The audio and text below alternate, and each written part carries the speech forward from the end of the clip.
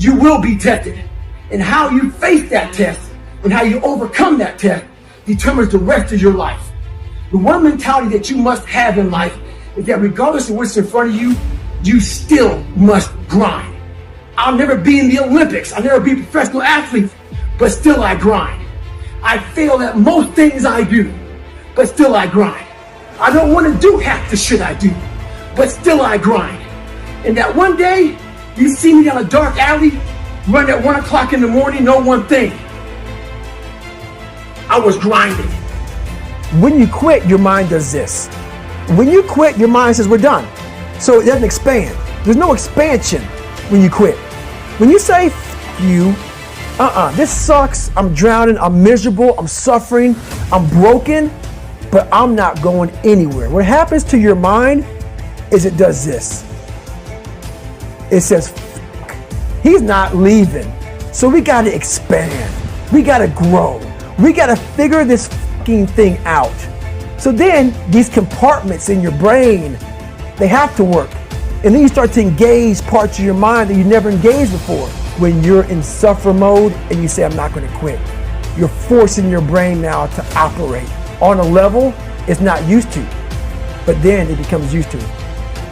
I was sick and tired of not facing the fact that I've allowed life to make me feel like a loser.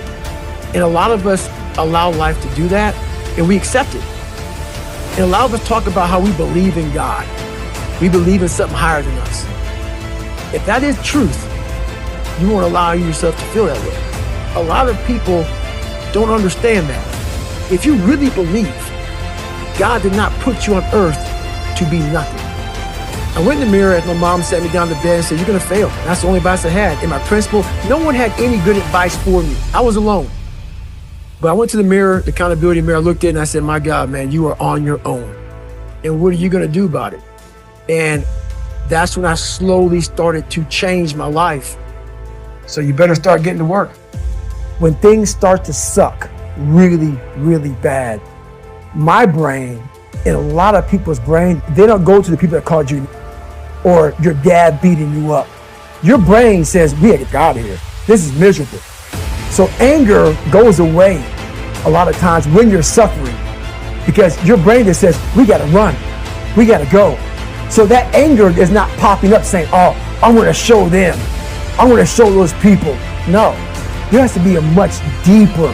When I say deeper, it has to be down to mineral soil. It has to be down to that nice mineral soil where nothing can burn. You can't burn dirt. So it has to be down that low. I was so disappointed in what I saw every day. I wanted everybody to love David Goggins. And a lot of people did. I didn't love myself. But I knew a lot of us want to find peace first. So people say, man, you always talk about this suffering and pain. I'm at peace right now because I went through that. You don't find peace first. If you do, Merry Christmas, more power to you.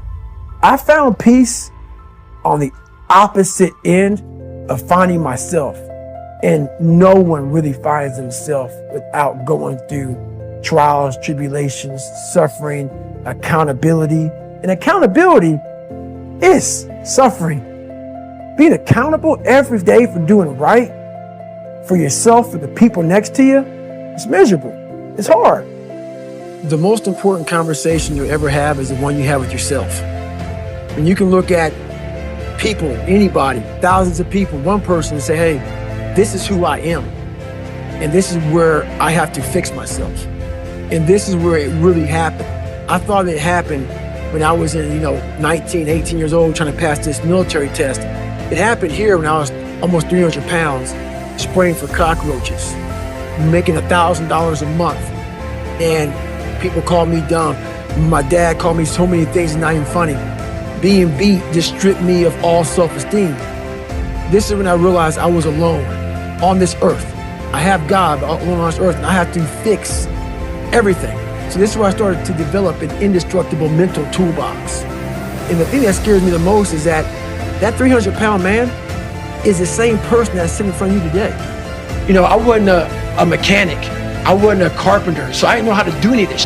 I wasn't trained in how to build a human being from nothing. Like my mom didn't train me, my dad didn't train me, life did train me. And I started putting this scrap metal together. I'm like, I wonder what's gonna happen, And after a while, I started learning more and more and more through pain and suffering. I started learning so much about stuff. Before I knew it, man, I built this beautiful car. And I'm like, how did I do that? I know how to do it because I have all the tools. Through all the failure I went through trying to build this person who's Goggins. When you get to the point where you really don't care, you become very, very dangerous.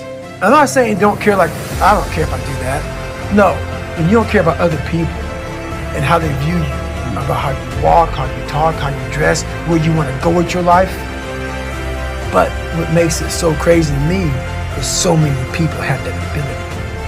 They haven't taken the time to see what they want in life. Therefore, he's crazy, I'm crazy.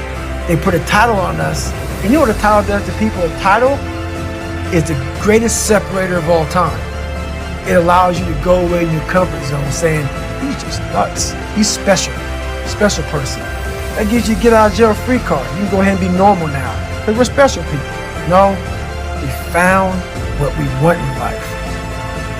Small town mentality is a real mentality. You've got to be able to get out and let your mind see open-mindedness. Because a small town, what it does to you is it closes your mind. Completely closes your mind. Not everybody. This isn't everybody. A lot of people. You have to be able to go out there and create open-mindedness. You need space. You need space to see the world. Like a lot of racism, a lot of ignorance in the world, it comes from people not being out and seeing other things, seeing other people. That's why we judge so harshly, because our minds are so closed to the reality of life.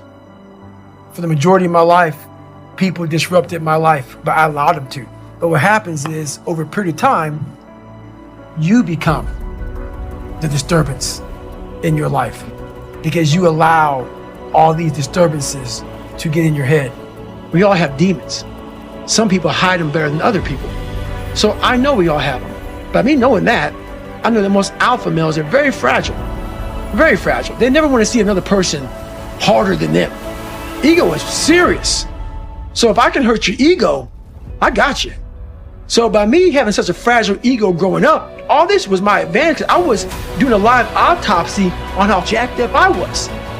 So that's where I started becoming uncommon amongst uncommon people, is where I started realizing that you put people on a pedestal that you shouldn't. That you got to get in there yourself and examine people. See what's really about yourself. So once I got in there and realized, hey, these are just normal people. Yeah, they're a lot better than some. They're able to get through. I know a lot of people who get through Navy SEAL training. But, there's a lot of mystique behind all that stuff. And as you start to go through and you start to break it open a little bit, a lot of hard guys, but I wanted more. I'm not about noise. I'm about, okay, are you trying to go somewhere? You can jump on board. If not, I don't want to hear all your problems. Do you have a solution for your problem? That's what I'm all about right now. So I'm not about whining, complaining. I'm about, okay, we need to go this way. Like that big rabbit hole of bad people that you want to get away from. Like if you're a drunk and you want to stop drinking, you got to get away from those people. You want to build this nucleus around you of people who are saying, it's not okay to sleep in today. We got to get after it. Hey, let me see your journal. You're supposed to be running 5 miles today, you only ran 3. You got to have those people. Some people need those people, and it's important. But you want to get to the point in your life, it's real important that you hold yourself accountable and those people start to fade away because you now got it. I used to hate people not liking me. One of the hardest things in the world for me at a young age was, my God, I just want to fit in. I want to fit in. I want you to like me. So that's a horrible place to be in life because you lose yourself. When you want to fit in with people so badly, normal people, no better than you, you do whatever you can to fit in. That's a bad place to be. You lose yourself in trying to create a character that other people will accept. That's where I found a lot of joy, man. This is God. This is me. I'm still working on myself. Take it or leave it. You don't like me? Take a number and get in line, man. Only thing that gets me mad nowadays is that so many people die with untapped potential because they think that someone else is better than them. And they were born not with the greatest tools. When you are misunderstood to the point where people think you're psycho and you're nuts and you're this and that, why are you in the gym at 1 o'clock in the morning? You just got through doing an op for 13, 14 hours. What's wrong? You will never understand what is wrong with me. And that's why I'm so glad you don't, because I'm in the right spot. When people don't understand you anymore, you're in that spot of obsession and drive where people are like, what is wrong with this guy? I don't want to talk to you, man, because you're not going to get it. Don't want you to get it. The woe is me mentality. It's too hard. Life isn't fair. These things in life are not easy for me. You look to your left, you look to your right, and you start to judge yourself off other people. Like if you're a female, well, she's skinny and she doesn't work out as hard as I do. And everything starts to corrupt your mind.